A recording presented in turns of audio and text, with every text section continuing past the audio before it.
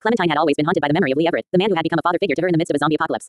As she turned 18, she found herself dreaming more and more about him, longing for his guidance and comfort in a world that had become even more dangerous and unpredictable. One night, as she drifted off to sleep, she found herself inside a car on an infinitely moving train. And there, sitting across from her, was Lee Everett, but he looked slightly different from how she remembered him in season 1 of the game. He seemed older, more worn down by the trials of their world. As they began to talk, a sudden disturbance interrupted their conversation.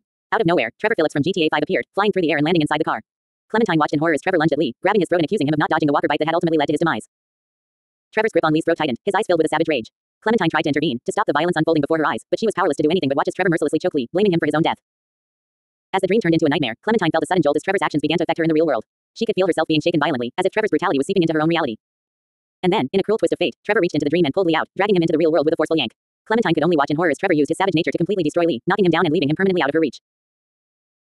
With a cold determination, Trevor then began to teleport with Lee to outer space, restraining him with a rope and driving them both towards the stars. Clementine could do nothing but watch as Trevor blocked Lee's mouth shut, knocking him out and dropping explosives that obliterated the entire planet of the Telltale's Walking Dead game.